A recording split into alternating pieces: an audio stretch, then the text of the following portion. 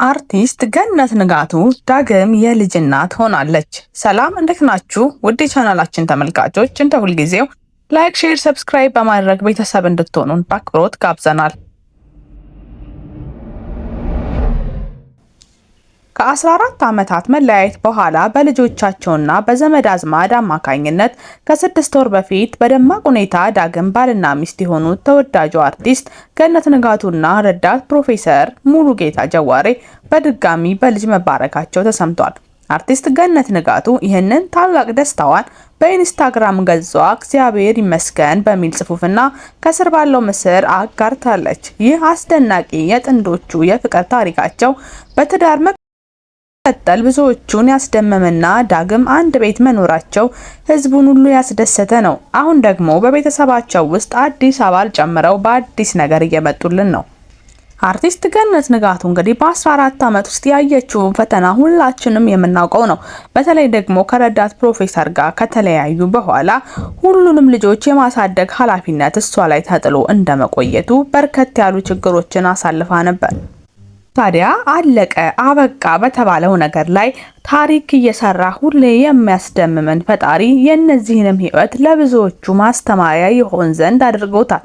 ይህንን በሰማን ጊዜ ሁላችንም ነበረ የተደናገጥ ነው። ምክንያቱም ከ14 ዓመት መለያየት በኋላ በተለያዩ ሚዲያዎችም ሆነ በልጆቻቸው በአድናቂዎቻቸውም በቤተሰብም ጭምር ሲለመኑ ዳግም ለልጆቻችሁ ስትሉ በአንድ ጣሪያ ኑሩ፣ ህይወት ይቀጥላል፣ ልጆቹ ያለ አባት ከሚያድጉ አብራችሁ ልጆቻችሁን አሳድጉ እየተባሉ በብዙ የትዳር አማካሪዎች ተለምነዋል። ታዲያ ከረጅም ጊዜ ልመና በኋላ ዳግም ባለቤቷ አብሮ ለመሆን ፍላጎት ቢያሳይም በተለያዩ መድረኮች ውስጥ አንቺን የመሰለ አላየሁም፣ ለኔ ጨረቃ ነሽ እያለ በተደጋጋሚ ቢያሞግሳትም ገነት ግን ንክች አላለችም ነበር። በተለይ ደግሞ ያላት አቋም ልጆቿን ፊት ሆነ ሌሎች ባለሙያዎችና አድናቂዎቿ ጋር በተጠየቀችበት ጊዜ በፍጹም በአንድ ጣሪያ ልንኖር አንችልም፣ ከዚህ በኋላ ባልና ሚስት ሳልሆን የልጆቻችን እናትና አባት ነን እያለች በተደጋጋሚ ተናግራ ነበር። ታዲያ ከዚህ ሁሉ ዓመት በኋላ ዳግም በአንድ ጎጆ ተድረዋል። ይህን ደስታ ሰምተን ሳንቆይ ከ6 ወር በኋላ ደግሞ አንድ ልጅ እንደወለደች በኢንስታግራም ገጿ አጋርታለች። ለእግዚአብሔር የሚሳነው ነገር የለም እንደሚለው አበው ይኸው ዛሬ እንዲህ ባለ መንገድ በዚህ እድሜ እንዴት ይወለዳል የሚሉ ብዙዎች ነበሩ። ከዚህ በፊት ባጋራናችሁ ቪዲዮ ማርገዟን ሰምተን ተናግረን ነበር። ማርገዟን የሰሙ ሁሉ ታዲያ በፍጹም ይህ ነገር እውነት አይደለም፣ እንዴት በዚህ እድሜዋ ትወልዳለች እያሉ ውሸት ዜና መሆኑን ሲናገሩ ቆይተው ነበር። ታዲያ የተባለው ነገር ሁሉ እውነት ሆኖ ዛሬ በሰላም መገላገሏን በኢንስታግራም ገጿ አጋርታለች። ይህን የሰሙ ብዙዎቹ አድናቂዎቿ ደስታቸውን እየገለጹ ይገኛሉ። ዳግም ቤታቸውን በመሰብሰቡ ልጆቹም ከአባት ከእናታቸው ጋር ማደጋቸው፣ ዳግም ደግሞ አንድ የቤተሰብ አካል መቀላቀሉን የሰሙ ብዙዎች በደስታ ሀሳባቸውን ገልጸውላታል። ገነት ንጋቱ በህይወቷ በርከት ያሉ ፈተናዎችን ብታልፍም በጣም ጠንካራ መሆኗን አስመስክራለች። በተለይ ደግሞ በኮሮና ጊዜ የነበረውን ድብርት ለመላቀቅ ሲሉ ከልጆቿ ጋር ሆነው የጀመሩት ተከታታይ ሪያሊቲ ሾው ብዙዎቹ የወደዱትና እስካሁንም ድረስ የቀጠለ በዩቲዩብም በርከት ያሉ ገንዘቦችን ያስገኘላት ፕሮግራም ነው። ከልጆቿ ጋር ሆና በመስራቷ ቤት ውስጥ ስለሆነ በርከት ያሉ ድብርቶችን ይዞብኝ የመጣውን ኮሮናን በዚህ መንገድ ነበር የተፋለምኩት ትለናለች። ከዛን ጊዜ ጀምሮ እስከ ዛሬ ድረስ በተለያዩ የዩቲዩብ ቻናሎች በርከት ያሉ ቪዲዮዎችን ከልጆቿ ጋር ሆና እየሰራች ጥሩ የሚባል ከህዝቡ ዘንድ ያላትን ተቀባይነት በደንብ ያጠበቀ ሆኖላት ነበር።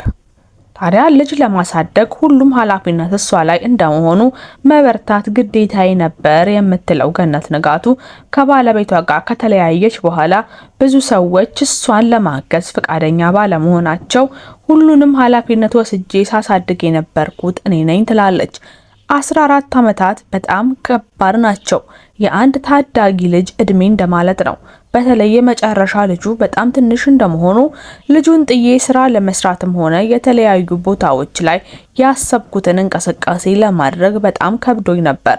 ልጁን የማስቀምጥበትን ቦታ አልነበረኝም ስትል ወደ ኋላ ታስታውሳለች። ዛሬ ላይ ልጁ አድጎ እንዲህ በማየቴ ደስተኛ ነኝ። አባቴ እያለን በተደጋጋሚ የሚጠይቀኝና ያልተመለሰለት ጥያቄ ያለው የሱ ነው። ሌሎቹ እንኳ በርከት ያሉ ጊዜያቶችን ከአባታቸው ጋር ኖረዋል ስትል ለትንሹ ልጇ አዘኔታዋን ተናግራ ነበር። ህይወት አንዳንዴ እኛ እንዳሰብናት ሳይሆን እሷ እንደደገሰችልን ታውለናለች። በህይወቴ ይህ ነገር በፍጹም አይፈጠርም፣ ዳግም እንዲህ አይነት ህይወት ውስጥ አልገባም ብለን ምለን ተገዝተን በርከት ያሉ ጊዜያትን ለብቸኝነት ካሳለፍን በኋላ በየት አጋጣሚ እንዴት የሚባል መልስ በሌለው መልኩ ዳግም ከዛ ሰው ጋር ራሳችንን ልናገኘው እንችላለን። አሊያም ደግሞ ይህን ስራ በፍጹም አልሰራም፣ እንዲህ አይነት ስራ ለኔ አይሆንም ብለን ወይም ደግሞ አቅሜ ለዚህ አይደርስም ብለን የማልንበትን ስራ በሱ ስራ የተሻለ ገንዘብ እያገኘንም ሊሆን ይችላል።